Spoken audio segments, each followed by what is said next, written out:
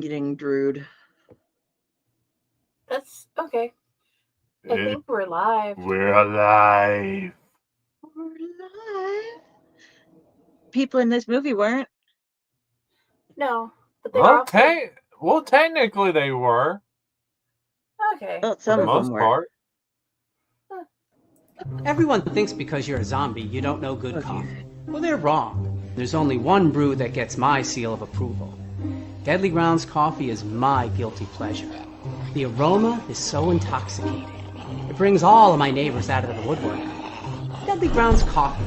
Coffee to die for and zombie approved. It's good to get a little deadly. Use the front door! Oh, they're so disgusting.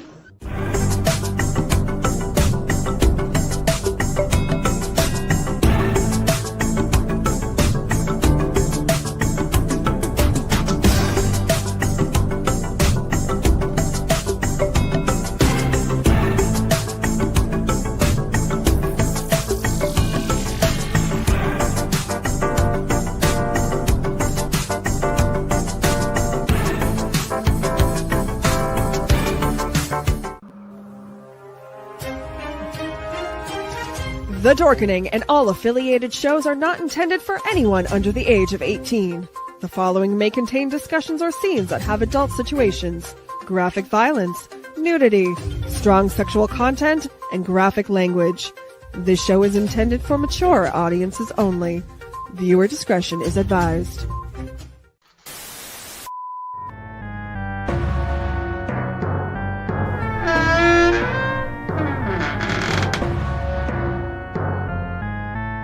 Greetings and salutations, my wonderful freaks.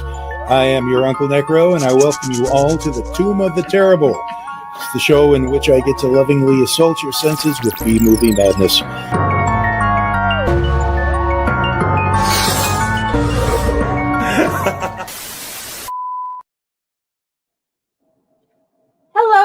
Hello, my lovelies, and welcome back to another episode of Uncle NecRo's Tomb of the Terrible, where I am your stand-in but never your replacement host, Friday. We have Chaos, Delphine, Ratatosker, and Tom Dog with us today. Aren't we blessed? Hey guys, how's it going? Good. Happy St. Patrick's Day. Oh yeah, it's a holiday. Hi. Yeah. I'm Green tea not wearing... and the... I am not drunk enough for it to be St. Patty's Day.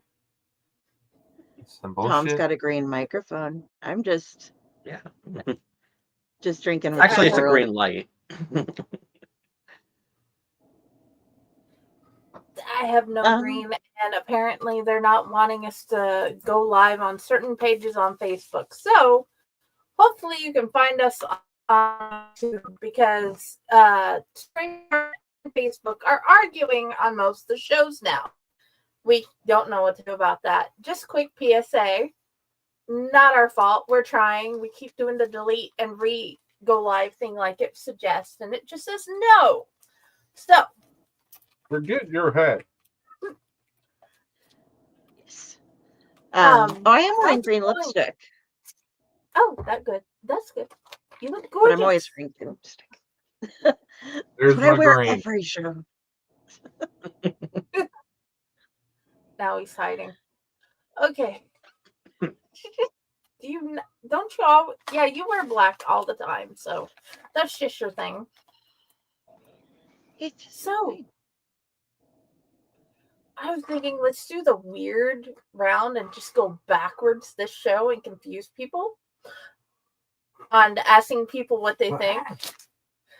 Josh, what were your first impressions?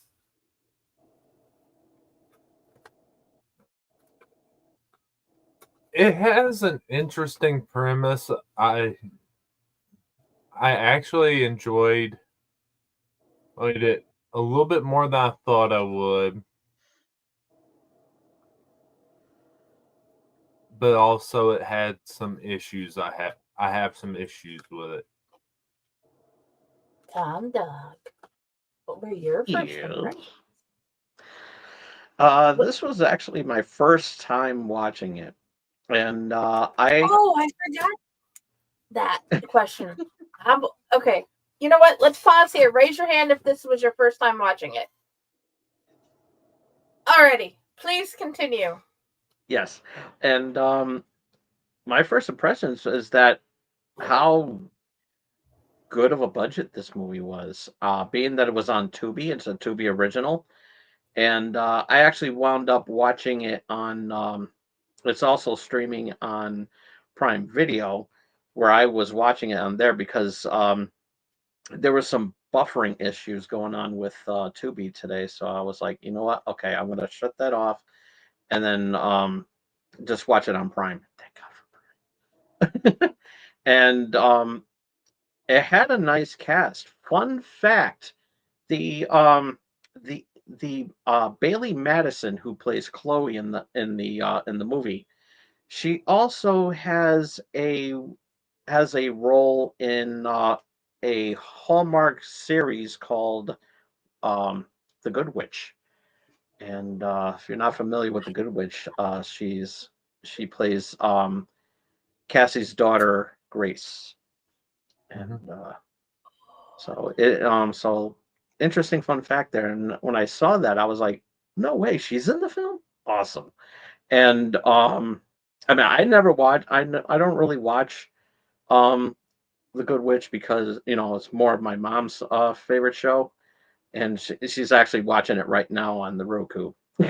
So um but anywho, um Jerry O'Connell's in this movie as well too, which also caught me by surprise because I thought it was Dylan McDermott who was in the movie, and I was like, oh my god, that's Jerry O'Connell. And I was like, oh. And it was like he I never would have expected him to be in a movie like this because him being in Stand By Me, which was like a drama slash thriller back in the day, because it was a Stephen King movie, which was based on the Stephen King novel. Sorry. And he's been in some other roles too, and you never would have panned him to be in a um in a thriller like this. And so it really intrigued me on how he would play. And I'm going to talk about it later on my positives about this. And but yeah, this was a very interesting concept, and I liked it. Okay. Del, Raj Oscar. It was much, much, much better than we were expecting. Yeah, we were like, okay, so if it's on the list, there has to be something terrible about it. And it wasn't the things that I thought it was going to be. Like, the one thing that I was forced hard to have to deal with is so much suspension of disbelief. Because if you have any medical knowledge whatsoever, any chemistry knowledge whatsoever, and you pretty much have to chuck it out the window along with common sense and stuff. It's just not going to work for you. But if you pretend that all these things, if they would have named things differently, like, it would have been more believable. So I had some issues with that, like, why, oh, I'm trying to break into a morgue. I'll do it as a dead body. Okay, so you show up naked with nothing. It's like you're starting out in a video game, but you're going to the boss level to begin with. That I had some problems with that kind of stuff and taking it in. But overall, if I let that pretend that it could really happen, it was pretty decent. I I don't have a whole lot of issues with it other than facts. So how about you, Friday? Okay. I got bored. And I don't think those organs would have been very usable partway through. So yeah. Hi, Stefan. Hey, Stefan. Hey guys, go check out Fractured Mind Publishing and see all the amazing things, especially the Monster I Love that just came out recently. Yes, yes. Now, back to the show. Okay, Josh, what were things you liked it?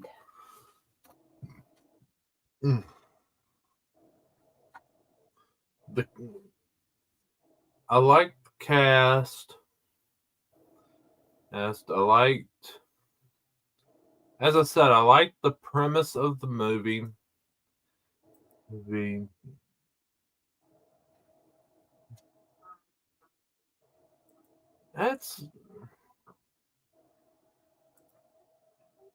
I really ain't got much on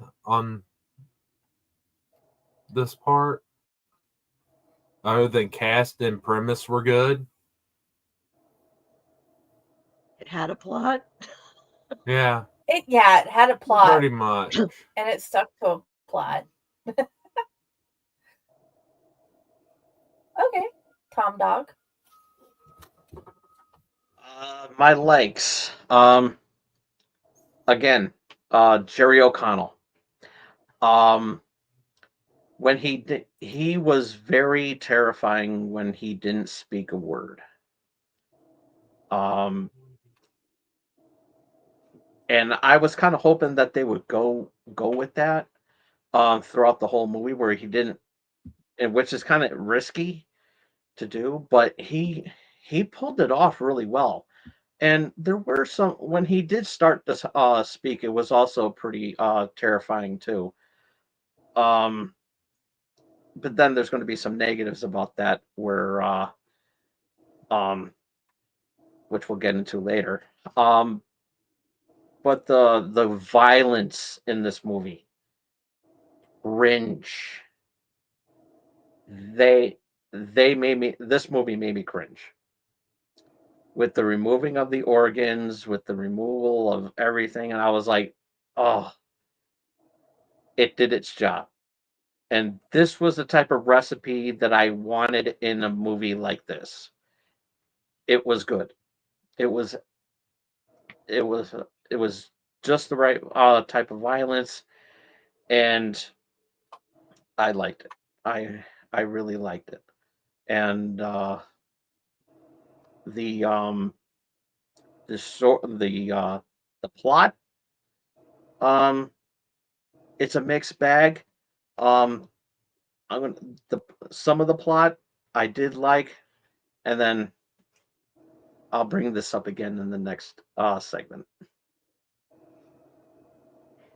Alrighty. Del Ratatosker.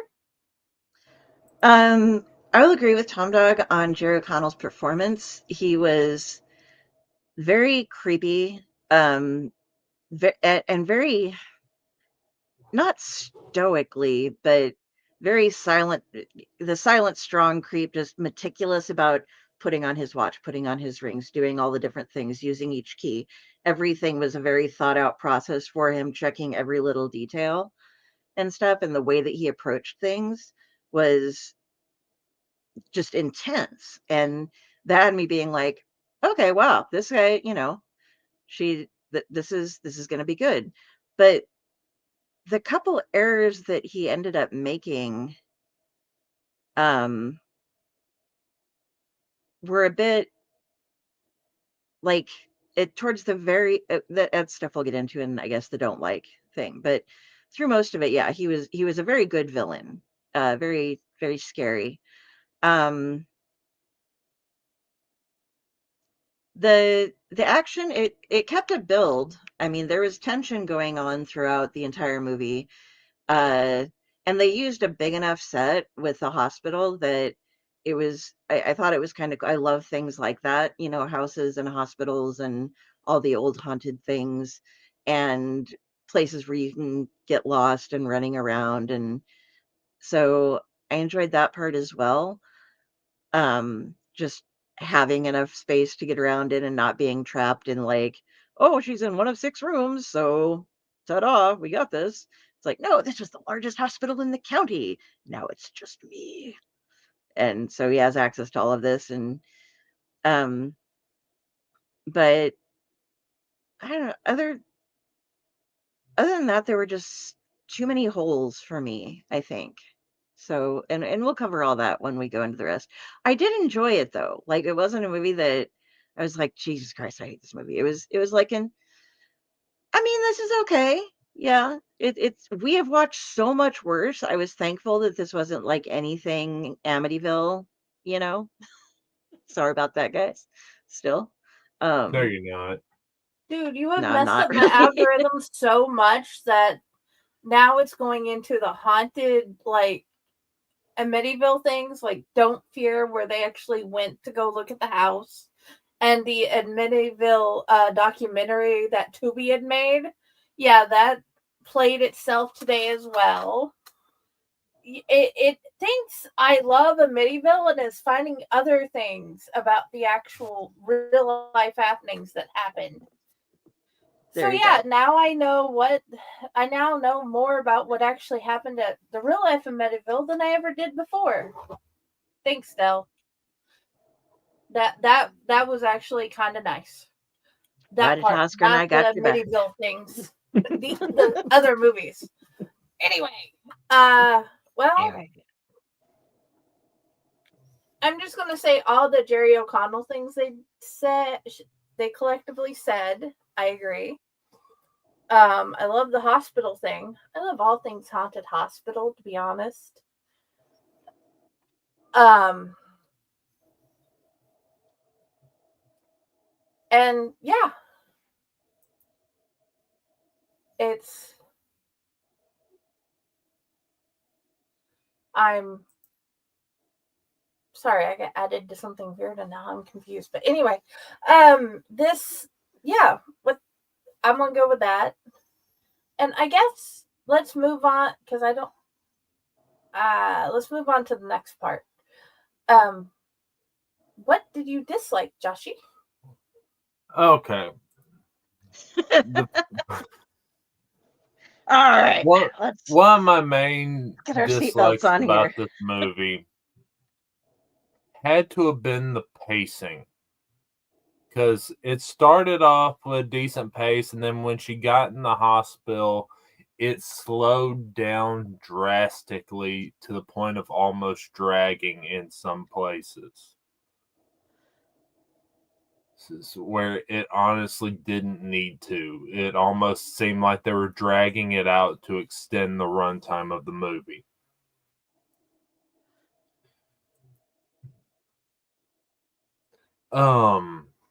Another thing I thought was kind of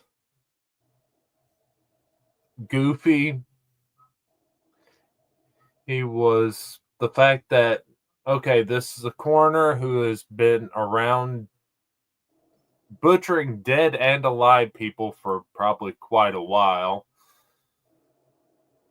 Oh.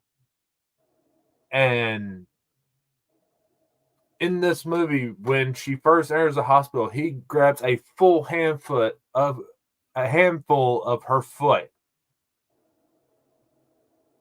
and can't tell she's not dead.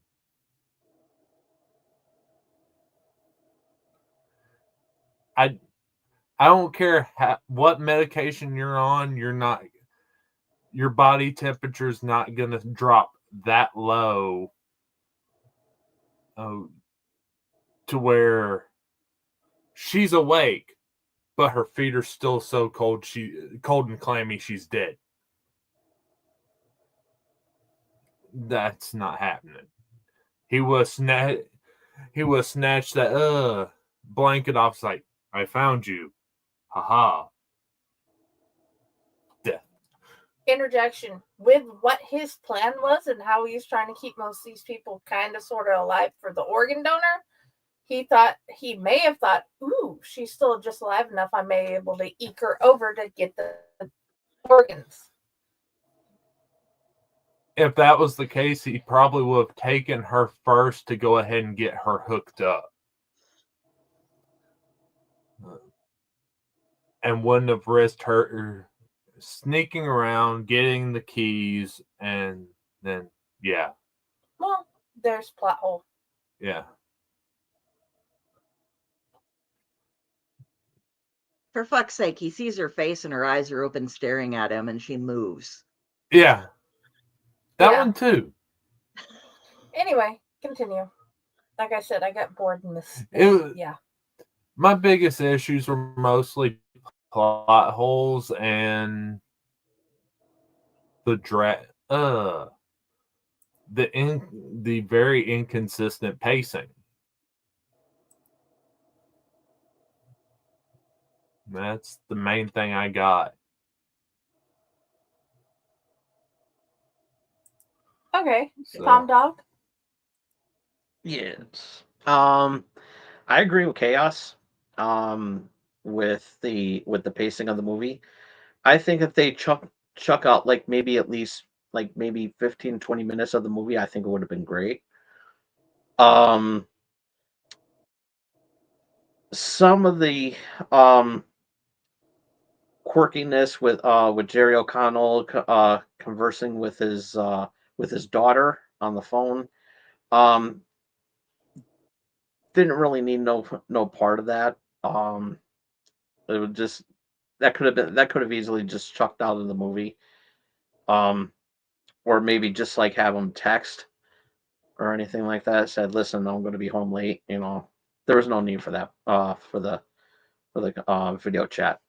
Um, the beginning of the movie where we we see the two kids in the car I'm not sure why, or maybe they did um explain why they were going to go rob this place, but um to me, I didn't think that there was no explanation. Only the fact that we needed a plot hole. So yes.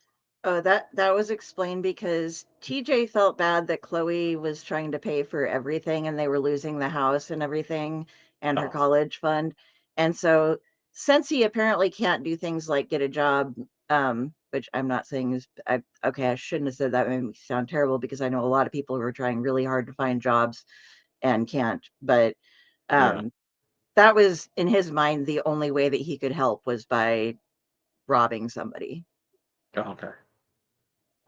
I must have missed that part. So It's he only mentions it once or twice. It's like I did this just to help save the house, and then he's just babbling. It was when he was in a yeah. babbling mess state. So yeah, it was a And hit and miss.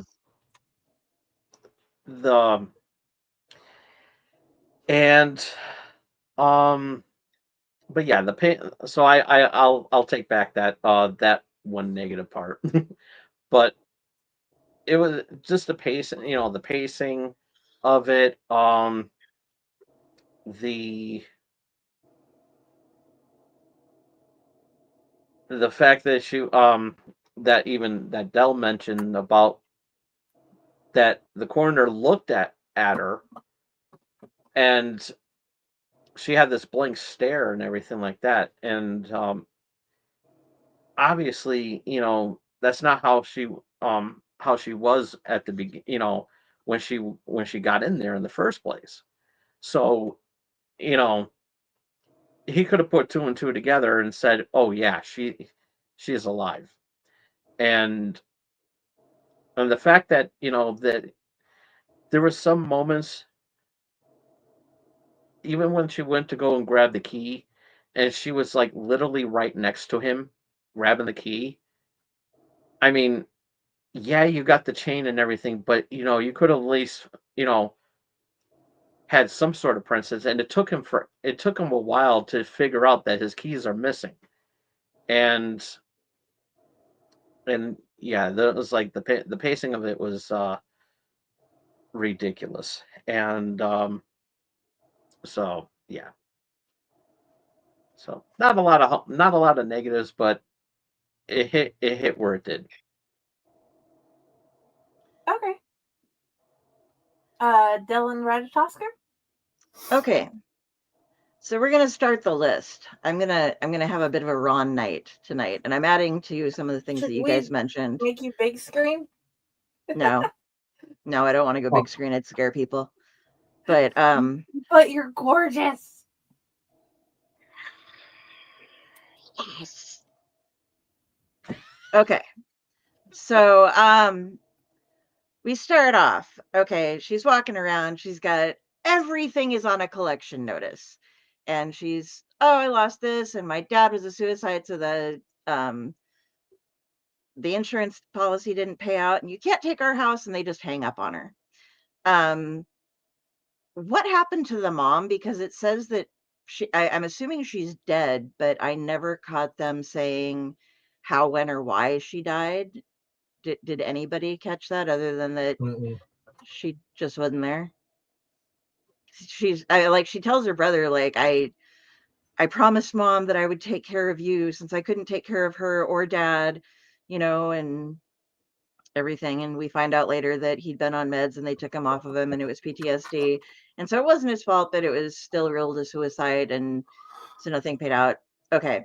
So they're losing money. They don't have a place to stay. She's trying to take care of her little brother. They go and shows the little brother in the car with her ex-boyfriend, which we find out later is her ex, but planning to rob. And this is where it is a plot hole, Tom. It's just they were trying to rob it to pay for the house and for her school, but they were trying to rob a fucking dispensary in the corner of a mall. Like, how much money did they think they were going to get? It's not as if people pay cash for anything anymore. And this movie was made 2022, 2023. So, it's like, you gonna like just steal all the weed and sell that or something? Because they could just go to the dispensary if you actually have one in your town. And if not, the register's going to have at most like a couple $100 in it. And they're like, the kid though, TJ, her brother, starts off, he's rambling about 1984 and he has a distinct stutter and he is obsessed and like just going crazy talking about how 1984 wasn't supposed to be an instruction manual and just like all these different things until the Roz finally grabs the book from him and throws it in the back. But he's just this hyperactive, everything is everywhere type of guy. He's obviously got some neurodivergence going on through it. And in all that, he's got these hyper focused moments and stuff. And I think they had to have filmed it out of order because he's like that for two scenes, like when he comes back to and he's trying to explain to his sister what he did when he's very upset. But other than that, he is just not that way at all. It's like he's two different characters in the movie. And maybe it was like the extreme stress, but if so, he kind of overdid it, I think. I've lived with many people with a lot of different disorders, and he doesn't quite fit into it. I haven't caught them all, but he doesn't quite fit into them consistently. If it was like a, hypermania and then drop down, the timing was wrong and stuff. But so we go on and they fuck up the robbery. He's still smart enough to go out and burn the car though, so that's great. But when it comes to the phone, you can't just say like, because he's not the sharpest tool in the shed, because she's going through and checking everything, that it was his fault that he left the phone on the guy who was shot because he couldn't have gotten out, but that they planned a robbery on their phones. I think that falls on the other guy too. I think, who's like, oh, her ex and so smart and so wonderful and stuff, but he's the one who made the plans with him I don't think either one of them were very intelligent, even though Ross was supposed to be. And then they did get smart. At first, I didn't even think they were going to check out the place to see if they could get in. Her way of attempting to get in by crawling up to the camera and saying, that girl who died earlier tonight was a friend of mine. Can I come in to say goodbye? You didn't even know her name. You're showing up at the morgue at like 9 p.m. They aren't going to let you in, honey. And she's pre-med. So she's, oh, we'll go and get this and shooting herself up with these drugs that, once again, suspension of disbelief. Wait for half an hour to call 911 because my body needs to get cold under here. If she were to have taken enough of that medication to keep her out for half an hour, she would be dead, because you don't that doesn't knock you out for half an hour. That's the kind of bed while you're down for like 5 to 10 or so, and then you'll be a little, I mean, you're going to be wackadoo when you wake up, but it's not like there are other things out there that they could have used that would have been, or just made up something, that doesn't exist in our universe. But by using a specific brand name for a drug, everybody can be like, oh yeah, that's not how that works. That's, we're all familiar with this drug. It's been in the news for killing people who've used it, famous pop stars and people use this and have died. And that's what she would have done. Then she gets back to life, and what we have the, like, he sees her moving around. The fact that he can't hear her as she's moving so much, when it's not like he has music playing, and she's a bad med student is something, because she has like no way, like she's puking, seeing everything, well, not puking, but gagging really hard upon seeing any injuries. And it didn't make a lot of sense for her to see all this. It made sense when she was shocked to find her ex like still alive, but other parts didn't. And then when she goes to escape, like, they have her tied up, guys, with these straps that are just like plastic Velcro straps that are hooked in with a plastic clip to the actual straps that are holding them in. It's like the cuff snaps in really easy, like you can undo it. She's actually able to undo her feet quite easily, but she can't quite reach the strap. She decides to move over and go to this tray and grab a scalpel, and then instead of, since you can see her that she can reach the strap, she just can't quite do it. Instead of doing this to cut off the strap, she tries to cut it this way, like move the scalpel in towards her own hand and try to move it like that. And I mean, if nothing else, for fuck's sake, you're a nimble young gal, use your feet, get it down there, hold it in place, and just yank your leg up. I'm sure you can do it. You're wearing yoga pants, you got this. But she doesn't. She drops the scalpel, and then when she grabs the buzz saw, then she can, oh yeah, I can, when they're the bone saw, yeah, I can reach over and use the bone saw on this one. You couldn't use a scalpel like that. But the thing that makes a lot of noise, you can do like that. They had the same reach.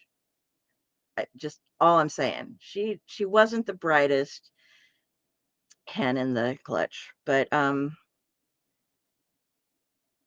there were just a number of different things as they went through. I did adore. I think the reason that he spoke to his daughter, FaceTiming her,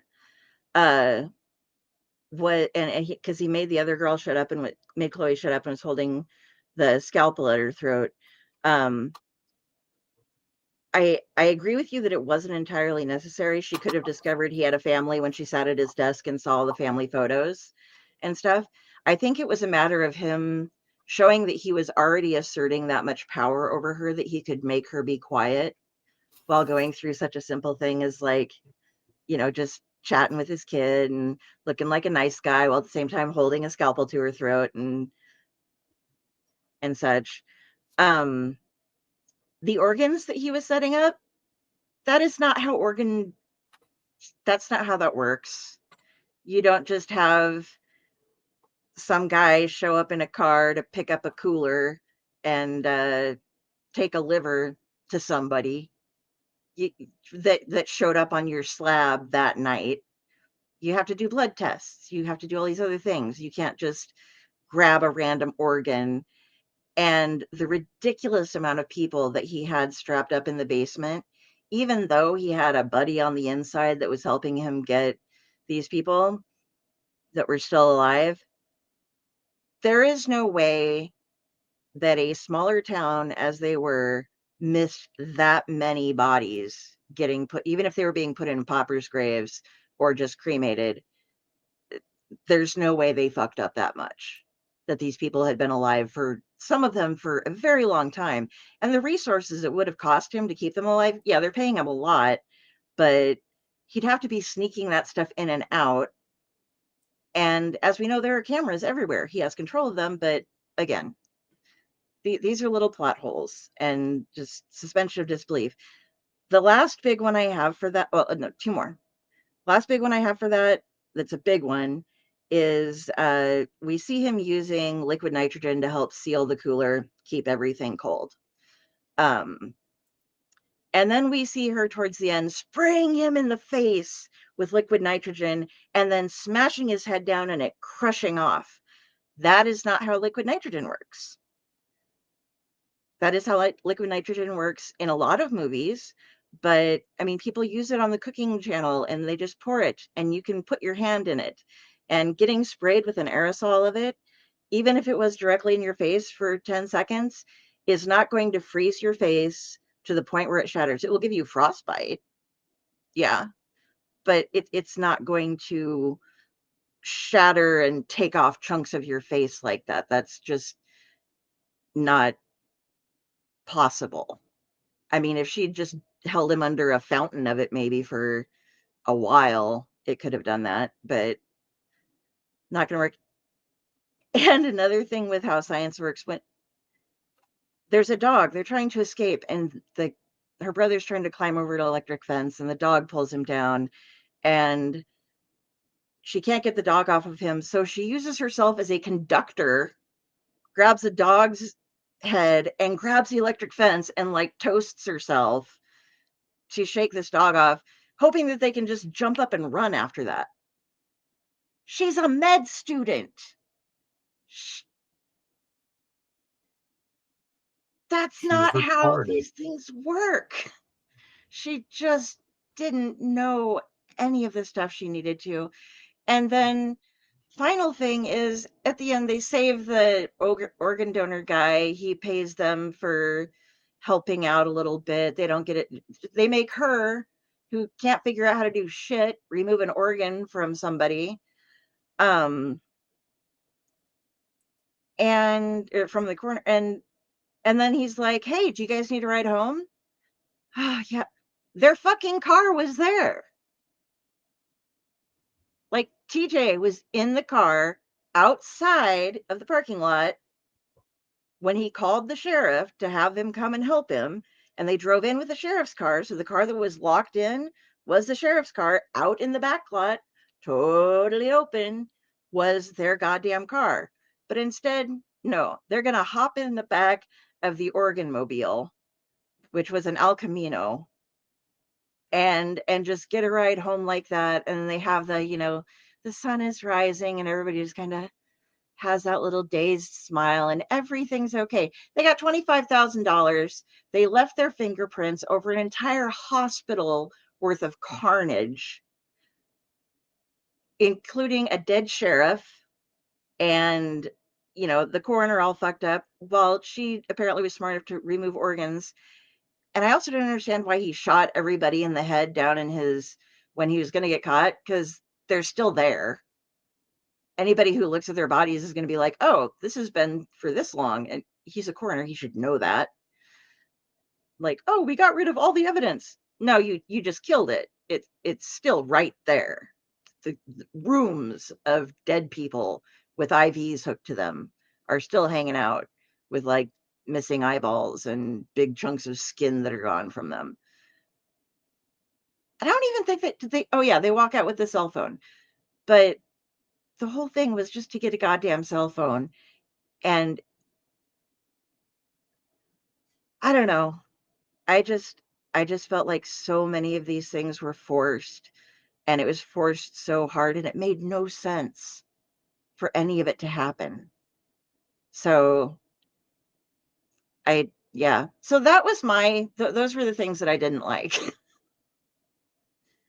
Kind of decent chunk, but I mean, I still it was better than a lot of shit that we've watched. So, all right.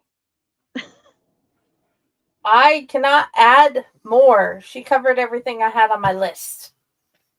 Yes, Josh? Sorry about that. some of the ways he was bankrolling some of this was the fact that the guy in the El Camino is part of a black market organ trade. So he was probably using the money he was getting from selling the organs on the black market to get the other medical supplies he needed. Plus him being them saying he's the only coroner in town who's going to be examining the dead bodies for the police report. Him. Yeah. So he could pretty much tell them whatever he wants. They died this time of gunshot wound. Yeah, And you they're just not think sorry. Yeah, they're not gonna have anybody to double check behind him to question his findings. That's what he was hoping for anyway. That's fair. I just think at some point over the obvious this has been going on, that somebody would have come that wasn't in his pocket to just check on something, a building inspector or something like that. And Health inspector. yeah, I mean, they got to have somebody that they report to make sure they're doing their job right and filing paperwork and stuff. But because state comes sometimes twice a year, so why wouldn't it come for him too? yeah, Random check. Because we get state in the nursing home, and you don't know when they're coming. You just know they're in the general area. or if any of the people that he was getting in live, their families, were going to bury them, and they go to a funeral home and they're like, I wonder why he's all stapled up. Yeah. Before they embalm him, they might notice that these people are missing a lot of organs here. Why are his eyes gone? Is that a skin graft I saw? Yeah, because some coroners notice, like, hey, this is not supposed to be like this. She was beaten up, or he was beaten up. Okay. Yeah. I mean, if he's a medical examiner, he has a right to do an autopsy, but these extra things are going to be noticeable to anyone. And yeah, still leave they could have set it on fire or something and gotten away with maybe not having their fingerprints all over everything, but then it wouldn't explain why he was laying there dead, but I just didn't think that having them leave, just everything's better and we get $25,000, even though he's going to pay the other guy $150,000. But $25,000 isn't going to really solve something if you're getting foreclosed upon and all of your student loan fell through and all of your bills are overdue. That's unless he's initiating them into the crowd and is going to be like, so Chloe, next week, do you want to harvest a couple of kidneys and, maybe an eyeball or two? They aren't set for life or anything after this. They're just maybe able to make the next payment if they're that far behind, because she talks about how many months behind they are. But anyway, sorry about that. I just had to have my little moment there. Okay. Since I can't add to this, let's do the ad break and come back and do the reviews and any other trivia we might have. Okay. Sound good? Sounds good.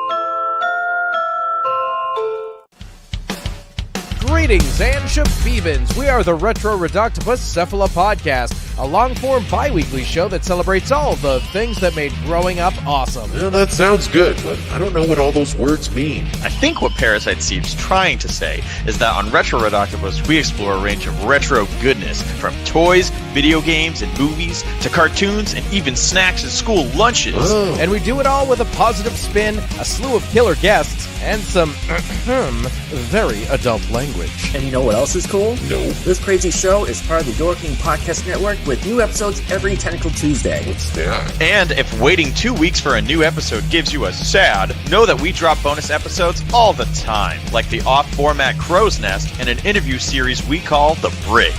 You can listen to Retro Reductibus on Apple Podcasts, Spotify, Stitcher, or any app that's cool enough to carry the only show that celebrates all the things that make growing up awesome.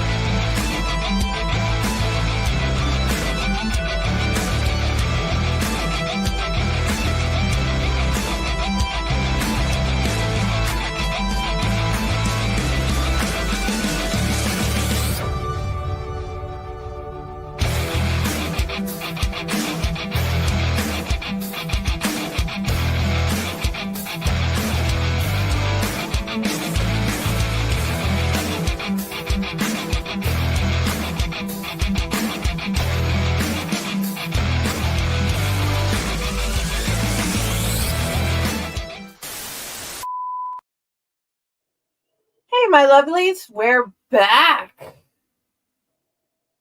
So, yes, we watched a movie. Did you find anything good, Del? Because I had a whole lot of trouble finding reviews. I really haven't found anything like our normal what we like to do with reviews in it, but I got a couple. We'll go with the old 5-star reviews over on Amazon. So the first one we get is by Yvette M. De Pepe. Bloody hell. 5-star for leaving me feeling so sick to my stomach and adrenaline pumping my brain. Who knew Jerry O'Connell could do sadistic coroner shit? Bailey Madison was on point for a role she played, facing fear and being fearless, making it seem natural enough. Queasy and sickening to even imagine that someone could be capable of doing such unimaginable things to those who are looked down upon society for being non-contributing drain on the system. I hope this film doesn't give way to nefarious motives of corrupt people in positions of power and control. Black market and capitalism are bad mix, especially when demand is higher than supply. Some will be willing to pay any price for more life if they had means to do so at the expense of those who are poor or victims of circumstance. Truly a sickening experience. Lots of blood and removing of body parts in a morgue full of people who are kept alive to harvest organs. So be warned. We are warned, Yvette. See, we've got Gypsy Agent. Also give it 5 stars. Perfect psychopath. I have never seen Jerry O'Connell play a villain before, but that sexy man played a psychopathic serial killer good. He was like Hannibal Lecter and Dexter, the good seasons, all rolled into one. Chilling psychopath. And the glee he showed when killing and maiming. Dang. The chick in the movie was a good protagonist to oppose his character. She was a bright final girl. She did things not quite expected. I love how she handled the dog, which also screwed up the killer's plan. Yeah, she fed it her boyfriend's liver. There were some issues. The sheriff was so predictable, as was the brother. And I got a little put off the siblings' case the place earlier, and none of that helped them. I thought that was a plot hole that needed plugged. That was the only plot hole that you found, Gypsy Agent? I think let's go with Amy G. Watch it. It's good.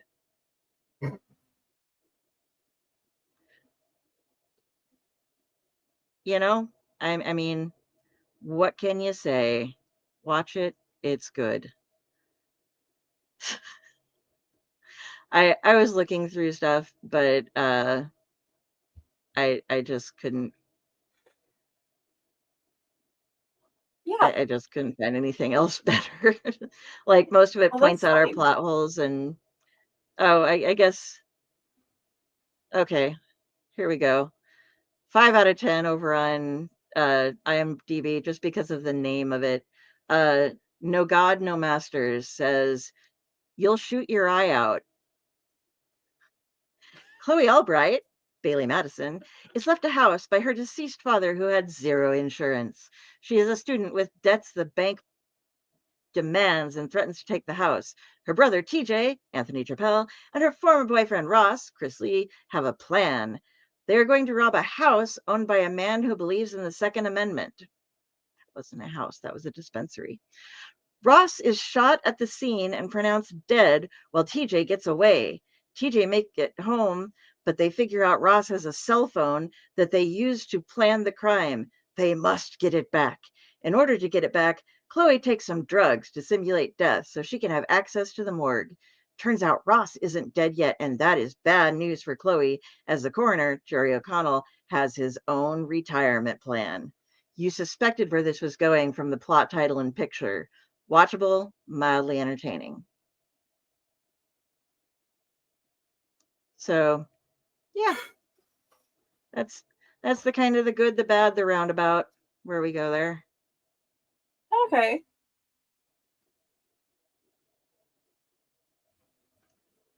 But yeah, should we see what we all thought of it? Yeah, I was just waiting to see if you were done. I had waited yeah. on doing it because Tom Dog wasn't back yet until partway. Yeah, I'm sorry. Oh, it's fine. That's why we were waiting. I was off screen, so I could read stuff. So, okay. Josh, would you recommend it, and how many scalpels?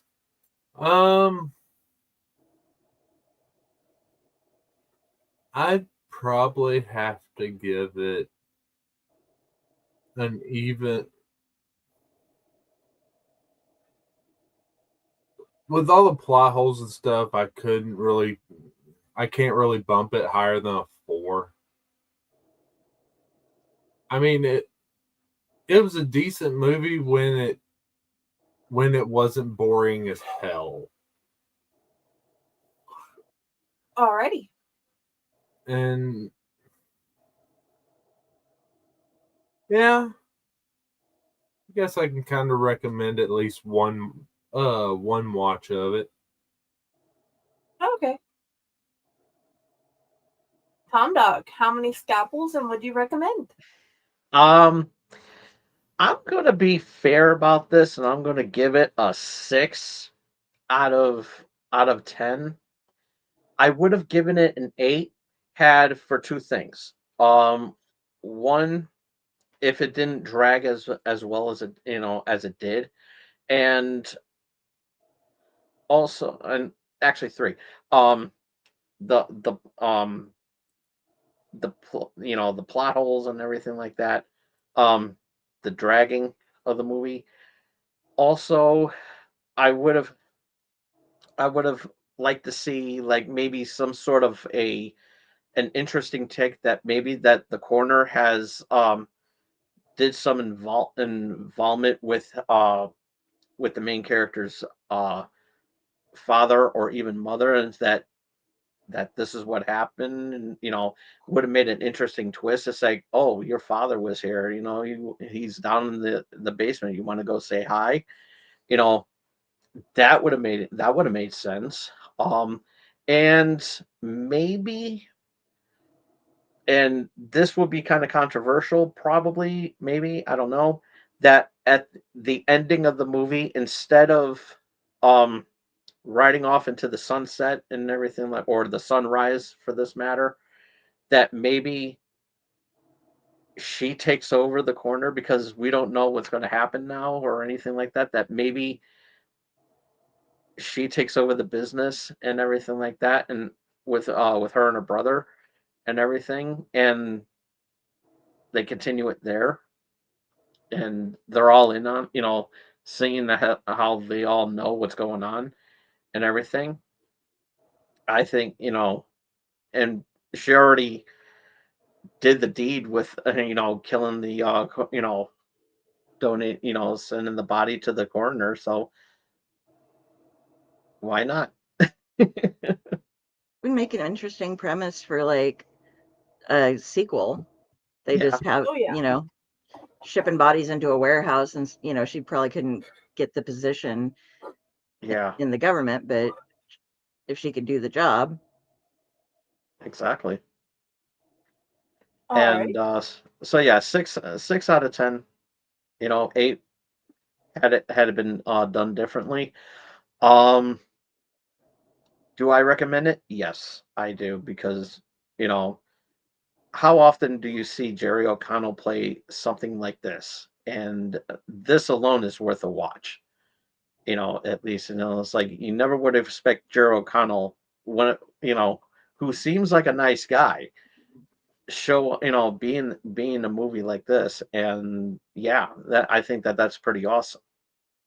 And so, like, maybe just like a one and done type of deal. Maybe two if you missed anything, but I don't think you miss it. I don't think you would miss anything if you only saw it one time, because of how slow the pacing was. So yeah. Okay. Delphine, Ratatosker, how many scalpels and would you recommend? I think I'm gonna go with Tom Dog here and give it a 6. It would have been higher if there weren't so many factual mistakes that a lot of people would know.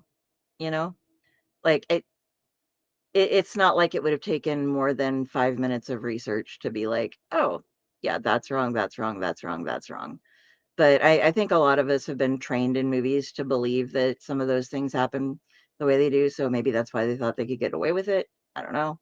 But 6, and if you want to watch a kind of a thriller, uh, and you don't have to pay for it, I'd say go ahead and watch it. I wouldn't pay to watch it, but it wasn't terrible. It was just not the best thing I've seen, but it was at least like the film quality was good. It wasn't a lot of, shitty camera jumps and all that kind of stuff going on. So, yeah. How Alrighty. about you?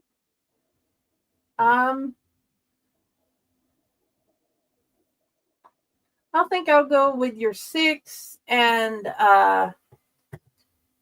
it's probably worth a lot watch. It just drug way too much for me. So yeah. Yay, I'm the asshole of the episode.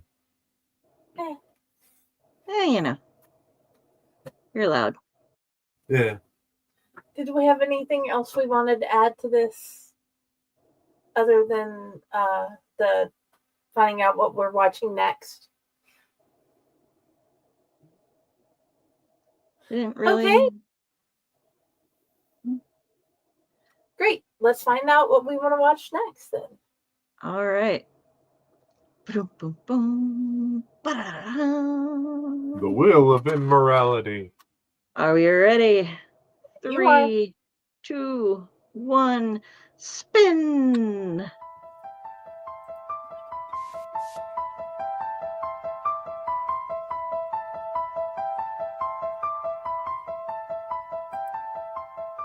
Trinket box. Trinket box. 2 seconds and I'll find out. What were you saying? I am unaware of this movie, so. I am too. Let me add movie to the end. There we go. Yes, it is on Tubi. Tubi. All right. Alrighty. I guess. Where do you want to be found?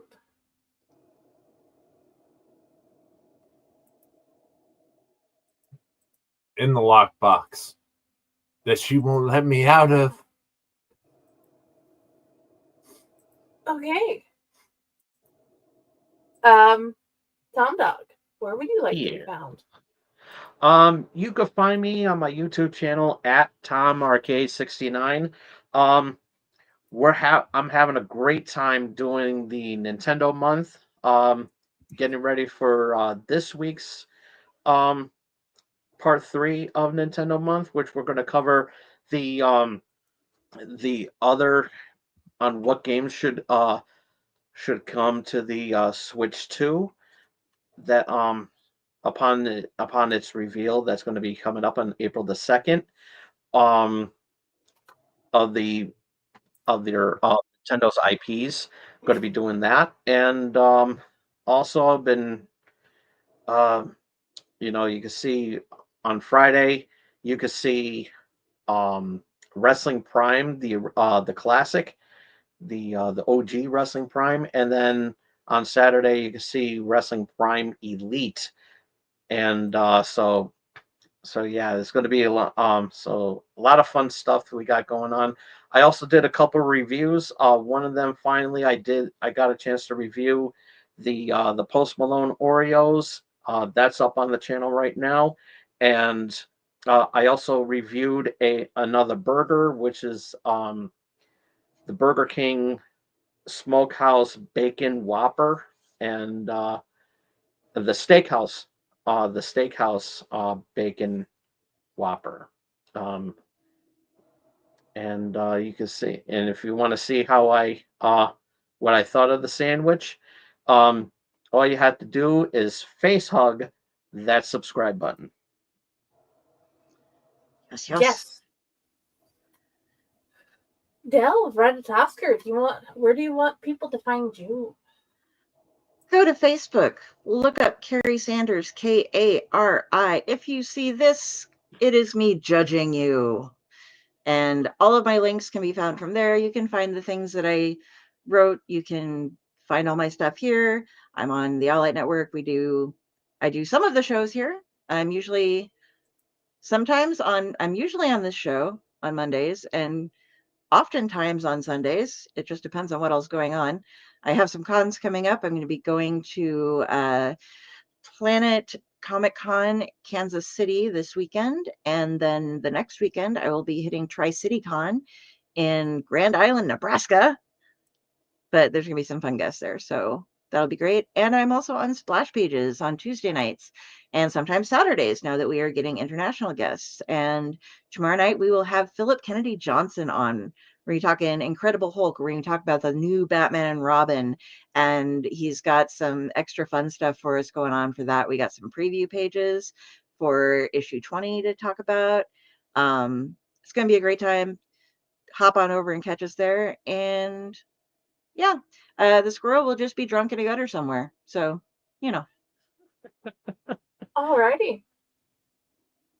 Well, I am unsure as to what I'm doing Friday, which I'm thinking I'm going to continue with the death,